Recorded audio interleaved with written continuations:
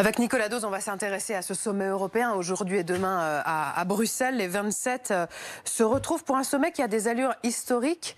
C'est la survie de l'Europe qui est en jeu aujourd'hui ? Pas totalement la survie, mais un grand pas en avant. La question, est-ce que les 27 sont d'accord pour faire un grand plan de relance européen? Et là où c'est historique, c'est que, est-ce que l'Europe va parvenir à parler d'une seule voix sur des montants très importants? 750 milliards d'euros. C'est peu par rapport au PIB de l'Europe, mais c'est quand même un montant très important. Deuxième question qui va se poser, est-ce que les 27 vont aller vers plus d'Europe, voire presque un début d'Europe fédérale? Parce que cet argent, ce serait pour la première fois de la dette commune, de la dette pour 27, et pas de la dette émise par chaque pays individuellement, comme c'est le cas aujourd'hui. Et troisièmement, si on arrive à trouver un consensus là-dessus, on y sera arrivé presque en quelques jours, alors que normalement on compte en mois, voire en années. Donc là, l'Europe a la possibilité de montrer qu'elle est puissante, qu'elle est unie, qu'elle est efficace, à peu près exactement le contraire de ce qu'elle a l'habitude de montrer. Bon, c'est 750 milliards d'euros de dette commune, ça va fonctionner comment? C'est très simple. 500 milliards de subventions aux États, aux secteurs, aux pays qui ont connu des difficultés à cause de la crise sanitaire, et 250 milliards de prêts. C'est là où ça coince.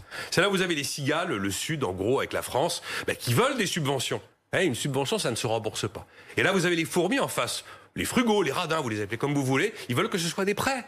Parce qu'un prêt, ça se rembourse. Je parle principalement de l'Autriche, des Pays-Bas, du Danemark et de la Suède. Et puis l'autre sujet qui coince, c'est très bien, 750 milliards, mais qui paye l'ardoise? Et là, pas mal de voix s'élèvent, notamment au Parlement européen. Vous voulez une dette commune, mais il faut un impôt commun. Et ça va encore être un sujet compliqué. Qu'on parle du plan de relance ou qu'on parle d'un impôt commun, la grande difficulté dans notre bonne vieille Europe commune, c'est qu'il faut l'unanimité. Vous n'êtes pas Madame Irma, mais quand même, ça va marcher ou... Vous dites quoi? C'est franchement pas gagné. Si on laisse 500 milliards d'euros de subventions, ça va vraiment freiner du côté des pays dont j'ai cité les radins frugaux. Là. Et la France dans tout ça? Qu'est-ce qui se passe si ça marche pas? Si ça marche pas, c'est pas une bonne nouvelle parce que sur les 100 milliards de relance qu'on a annoncé, il y en a 35 qui doivent venir de l'Europe. Donc si ça marche pas, à la fin du week-end, on n'a plus un plan de relance en France à 100 milliards d'euros, on a un plan de relance à 65 milliards d'euros.